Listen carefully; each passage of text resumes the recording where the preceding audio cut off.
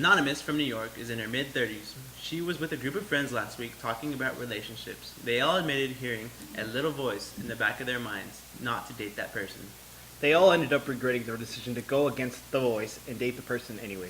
Anonymous wants to know if there are any red flags to avoid making the same mistake in the future. If so, what are some of them?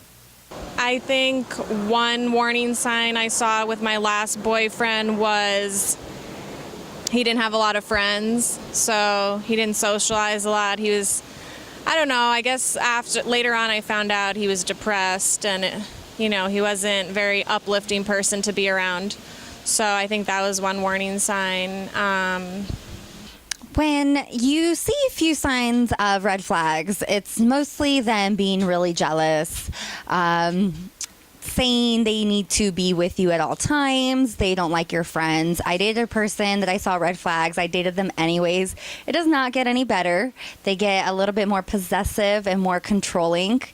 A few of the red flags was, first it started off with friends, limited the friends, couldn't go out with these type of friends, wanted to choose my friends for me. Then it got a little bit more obsessive and it went towards family. When a boyfriend starts telling you can't hang out with family members, I think that's a big red flag, especially if you're very family oriented. So, end of the story, didn't work out. Watch out for red flags. It does not change. I dated a guy in high school who was very fun, easygoing. We had a great time together, but I was a junior and he was a senior. And my senior year, he didn't graduate, so he had to come back another year.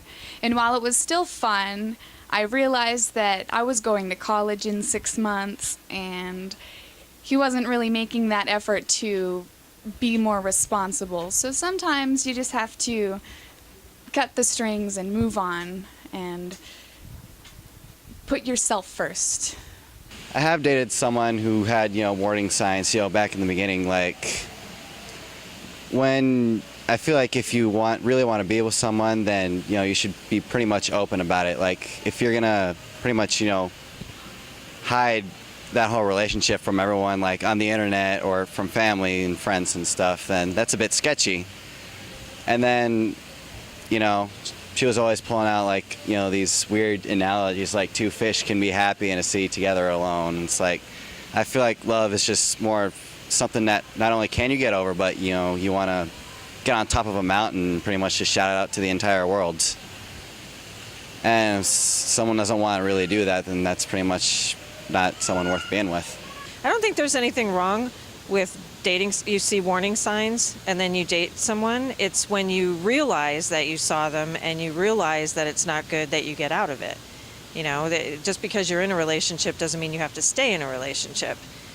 You can always get out of a relationship. So if you see warning signs and you're dating them anyway because they're fun, adventurous, whatever, that's fine. But when you see it's getting bad, you get out. You do what's good for you. You can learn a lot about life by listening to responses, experiences, and opinions from other people. Avoid some of life's bumps and bruises by listening to members who have been in your same situation.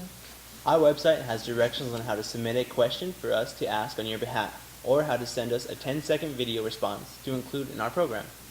The wide range of answers you just heard is food for thought.